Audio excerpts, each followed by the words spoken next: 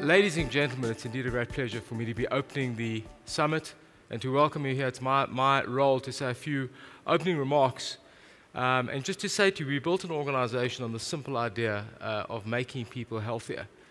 It is a simple idea on one hand. On the other, it's, I think, quite profound, and it's taken us on a remarkable journey. And I think when you say, let's make the nation healthier, let's make a company healthier, let's make the world healthier, there's kind of a feeling that it's not really realistic. It's too difficult, it can't be done. But it can be done, and I believe it will be done.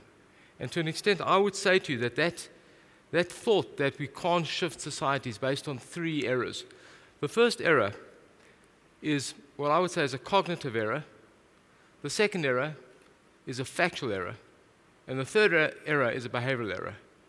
So the question is, why is that relevant in the context of making people healthier, making a nation healthier? In fact, why is it relevant to a lot of things that I think we face, challenges? I'll tell you why. It's actually fantastic, and it's a very, very exciting outcome, I believe.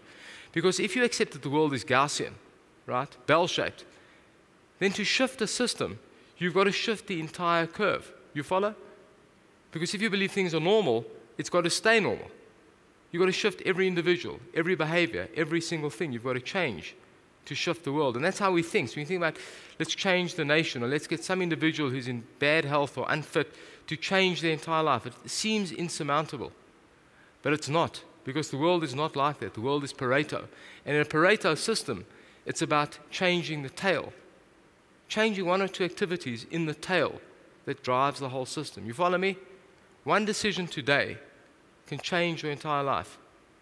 One individual who's in bad shape, physically inactive, decides to go to gym just once. That's an activity in the tail.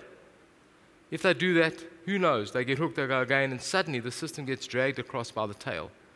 And to an extent, that's the cognitive error, and that's what the summit is about. It's activity in the tail. Collectively, we can change society by focusing on the tail. That's the first important error. It's a cognitive error. The second error I would call a factual error. The factual error is we tend to think that that's the case. When we think about making people healthier, we think about the complexity of medical science and what's required to do that. It turns out we're learning more and more that's not the case. What we're seeing today is this very simple idea of 3, 4, 50.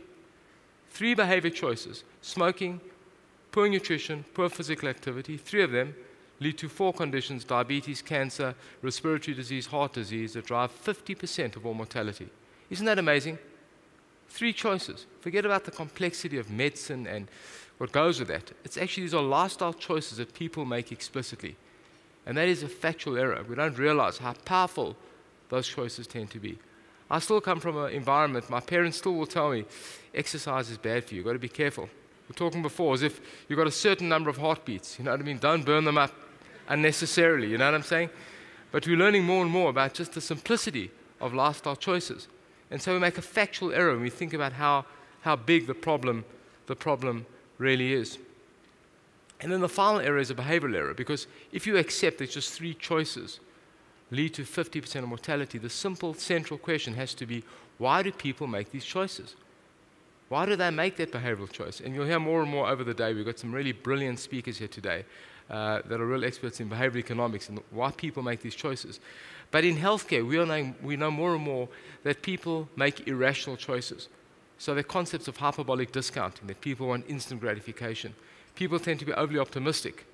But in total, we know that healthcare is overconsumed, wellness is underconsumed. And the question is why?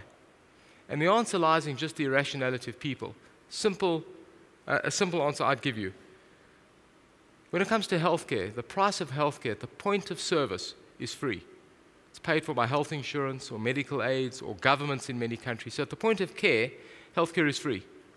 But the benefits are immediate. You get treatment, you get care, you see your doctor, whatever that is, and people feel gratification from that. So they tend to overconsume. Wellness is the opposite dynamic. The price is high. You've got to go for that run you don't want to go for. You've got to avoid the foods that you really want to eat. You've got to stop smoking that you really want to do. So the price is immediate, but the benefits are 40 years down the line.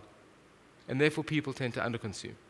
And so the behavioral error is kind of concealing the simple factual inaccuracy that 3 types of behavior are driving 50% of all mortality. So I put it to you that it isn't difficult to change the system if we accept that activity in the tail can change the entire system, if we accept that just 3 conditions is where that tail operates, and importantly, just normalizing, in a sense, behavioral choices, understanding how to do that. That's complex, but understanding how to do that, we can change society completely. So we're learning more and more about how, in a sense, to change behavior. But I guess the main thing I want to leave you with is the idea that we as an organization have a simple vision. By 2018, we want to make 15 million people healthier. That's our idea globally. Our belief is if we can do that, we can inform them, change their behavior. 15 million people is enough in different societies to create kind of behavioral change. I believe it's doable. So that's what today is about to an extent. It's about extending this idea of making people healthier, making companies healthier, making society healthier. I believe it's absolutely and totally doable. Once again, I welcome you here, and I hope you find the next few days instructive, enjoyable. There's some really, really good speakers over the day in the plenary sessions and some really good activities. So thank you for attending and wishing you just only success. Thank you.